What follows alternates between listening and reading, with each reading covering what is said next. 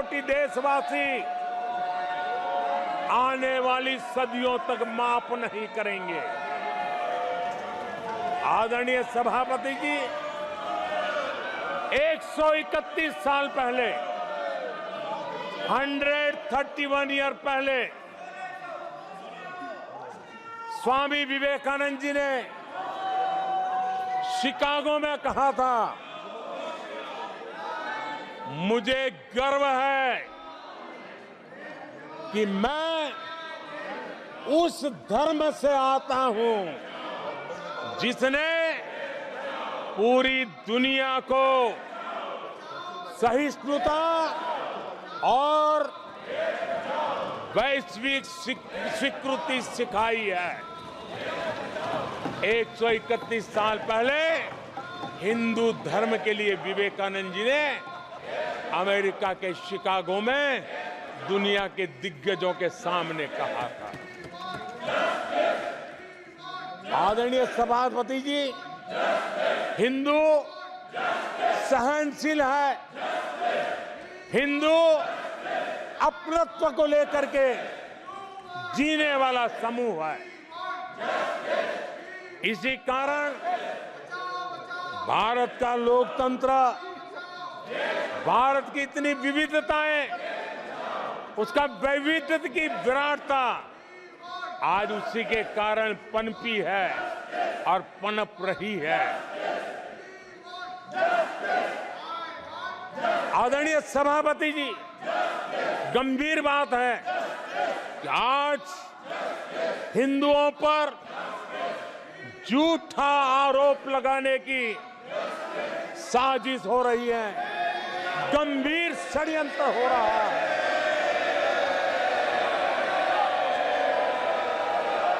आदरणीय सभापति जी,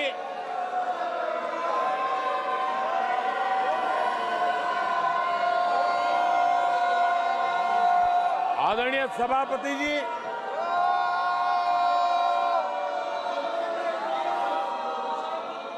ये कहा गया हिंदू हिंसक होते हैं? ये है आपके संस्कार, ये है आपका चरित्र, ये है आपकी सोच, ये है आपकी नफरत इस देश के हिंदुओं के साथ। ये करने में आदरणीय सभापति जी, ये देश शताब्दियों तक इसे भूलने वाला नहीं है।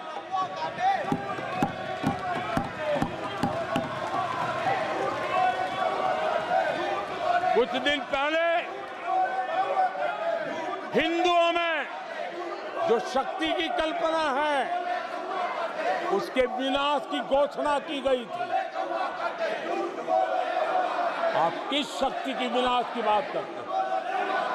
ये देश सदियों से शक्ति का उपासक है।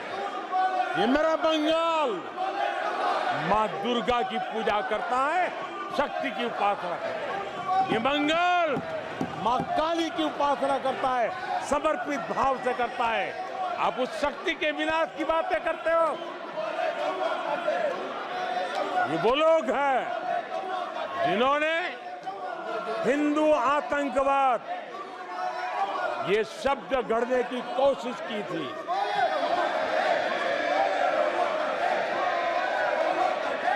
इनके साथी हिंदू धर्म को, उसकी तुलना डेंगू, मलेरिया ऐसे शब्दों से करें और ये लोग तालियां बजाएं, ये देश कभी माफ नहीं करेगा। आदरणीय सभापति जी, एक सोची समझी रणनीति के तहत इनका पूरा इकोसिस्टम, हिंदू परंपरा, हिंदू समाज, इस देश की संस्कृति, देश की विरासत, इसको नीचा दिखाना, उसे गाली देना, उसे अपमानित करना, हिंदुओं का मजाक उड़ाना, इसे फैशन बना दिया है और उसको संरक्षण देने का काम अपने राजनीतिक स्वार्थ के लिए ऐसे तत्व कर रहे हैं। आदरणीय सभापति जी,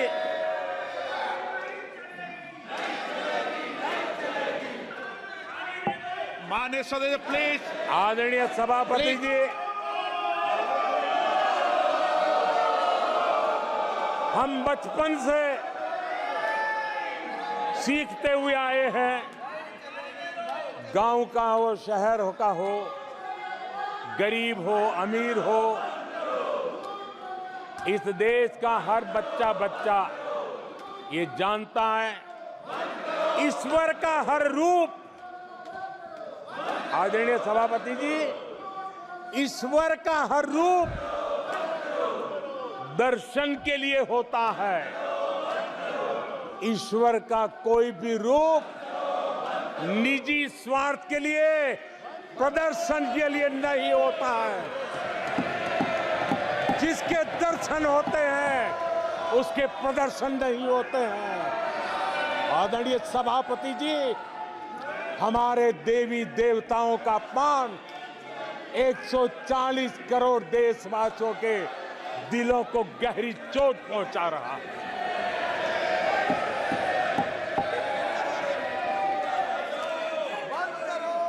निजी राजनीतिक स्वार्थ के लिए ईश्वर के रूपों का इस प्रकार से खेल,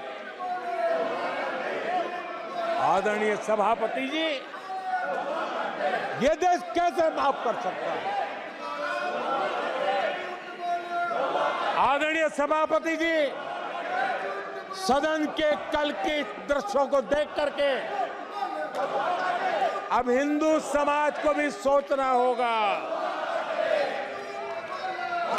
क्या ये अपमानजनक बयान संयोग है या कोई प्रयोग की तैयारी है? ये हिंदू समाज को सोचना पड़ेगा।